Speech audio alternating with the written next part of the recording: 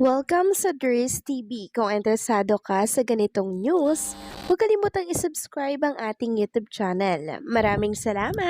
Welcome back again sa ating YouTube channel mga kakimpaw, and sa update natin ito ang pag-uusapan natin ay tungkol sa mga importanteng kaganapan kina Kim and syempre kay Paula Avellino. So ang pag-uusapan natin sa update na to ay may kaugnayan nga po sa nakita at napag-alaman po natin dyan po sa kaganapan kay Kim and Paolo sa Sydney, Australia, na kung saan ay talaga namang niligtas ni Paula Avellino si Chinita Princess. And syempre, pag-uusapan din po natin ang pagkadulas lang naman ni Paula Avellino dahilan para mabuking ito sa maraming taong nanunood po sa kanila kanina sa kanilang second show. So tatalakayin natin ang tungkol dyan. Pero bago po ang lahat, maraming salamat po sa inyong patuloy na pag-support at pagsubaybay sa mga daily update natin. Kaya naman bilang pasasalamat, narito po ang isang napili kong komento patungkol ito sa naging previous update. Mula ito kay Ginang Annalyn Higap. Sabi niya, Kim Pao forever, sino pa ba kasi ang nagdududa dyan? Sinabi ko naman sa inyo, hindi na papakawalan ni Paolo yan, ang tagal niya kayang hinintay yan, di ba Ders? Ako mas gusto ko yung ganyan. Ayoko na yung lagi na parang hinahabol-habol natin. Mas nakakilig yung iyon. Good evening ulit and Kim Pao forever. Tama po kayo dyan, Ginang Annalyn Hiccup. Laging nagdududa yung iba. Siguro ay hindi pa po sila ganun kakampante at kapanatag kay Kim and Paolo. Marahil meron po silang mga katanungan pa no, na hindi pa pumasagot-sagot sa ngayon.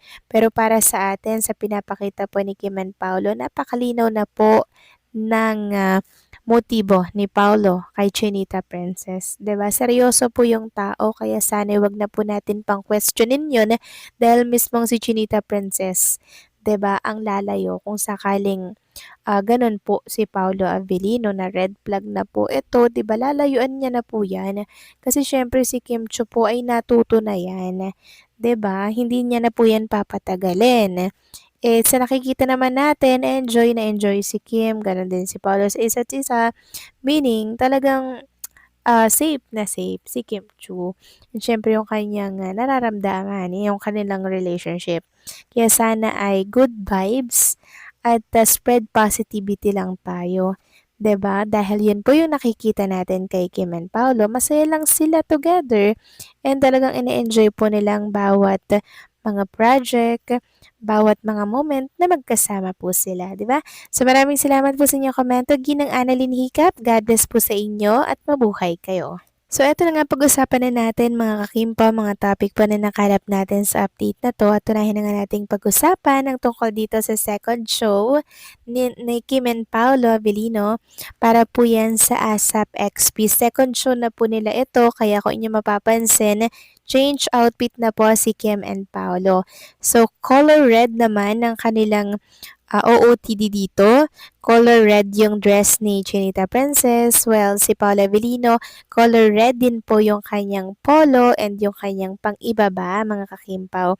And alam nyo, super kinilig talaga ako dito sa ginawa ni Paula Avellino na habang kumakanta po silang dalawa, inihiga po niya si Chinita Princess sa kanyang mga kamay. Gulat na gulat nga doon si Chinita Princess napasigaw pa nga siya, mga kakimpaw, habang inihiga po siya ni Paula Avellino. Hindi niya rin po expected yung mangyayari. Kaya kung nyo mapapansin, yung kamay po ni Chinita Princess dyan ay nakatakip po sa kanyang mukha, mga kakimpaw. At eto pa, nadulas nga si Paolo Avellino dito po sa second show. Tinanong po kasi ni Kim Chiu si Paolo Avellino kung ano ba yung memorable experience ni Paolo sa ASAP Sydney.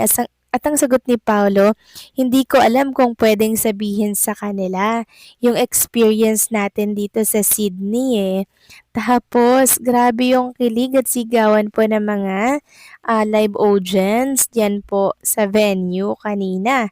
Grabe no? Sabi nga dito, Pau, ang tanong ni Kimi is for ASAP Sydney, hindi experience nyong dalawa. So, ang harot daw po ni Kim and Paolo Avellino. Tapos sabi pa ni Paolo, syempre, yung paglalakad natin kahapon sa bridge. So, ayan, nadulas po si Paolo Avellino mga kakimpaw. Talaga namang nireveal na nag-walking-walking sila ni Chinita Princess. Samantalang pag-usapan naman natin mga kakimpong tungkol naman po dito sa ginawa pong pagliligtas ni Paolo Avellino kay Chinita Princess. Or sabihin natin pagprotekta na lang po ni Paolo kay Kim Chu. So tingnan nyo naman po mga kakimpaw, may ipapakita po ako sa inyo. Nasa gitna po ng crowd si Paolo Avellino and Chinita Princess. Kita nyo naman po dyan, si Kim Chu po yung pinauna niya. Tapos siya nasa hulihan po siya. Talagang inaalalayan niya po dito si Chinita Princess. Talagang maging yung security daw po doon, wala na rin daw pong nagawa sa dami ng mga taong dumagsa dito sa ASAP XP sa Sydney, Australia. Talagang hindi po mahulugan ng karayom. Talagang ang dami pong dumagsang mga OFW or kababayan natin mga kakimpaw sa event na to ng ASAP. Talagang ang dami rin pong mga Kimpaw fans ang nagpunta dito bilang suporta kay Kim and kay Paolo. Ayon nga po dito sa caption, hindi daw talaga kinaya ng security yung mga tao dahil gusto talaga nilang magpa-picture kay Kim and kay Paolo at sa iba pa pong mga artista dito sa ASAP. Pero ganun pa man mga kakimpaw, safe na safe naman po si Kim and Paolo. Yun ay dahil iniingatan din po ni Paolo si Chinita Princess. Lagi po si Paolo ang nakaalalay kay Kim Chu dahil alam po ni Paolo yung posibleng mangyari no sa oras po na dumugin sila dito. Syempre mga kakimpaw, aksidente po yun or ang daming pwedeng mangyari. Kaya naman hindi talaga iniiwan ni Paolo si Chinita Princess sa mga ganitong pagkakataon. Talagang ramdam po natin mga kakimpaw yung very protective ni Paolo Avellino. So dyan pa lang mga kakimpaw, panatag na talaga tayo dapat, 'di ba?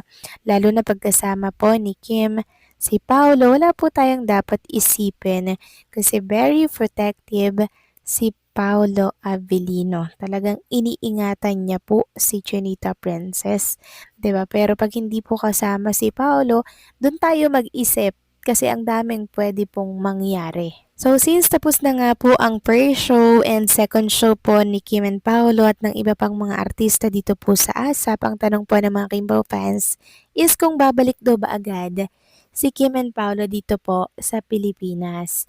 So tulad nga po ng sinabi ni Paolo Avellino, magliliwaliw pa po sila dito sa Australia and they enjoy po yung bansang Australia mga kakimpaw para nang sa ganun ay sulit naman po, 'di ba? Na siyang tama nga naman. Kasi deserve po nila to, matagumpay po nilang natapos ang ASAP XP. Deserve nilang magliwaliw at mag-relax and syempre mag-date sa mga mamahaling restaurant. Kayo ba mga kakimpaw, agree ba kayo or sang-ayon ba kayo dito? Please comment down below and syempre wag niyong kalimutang mag-like sa update na to.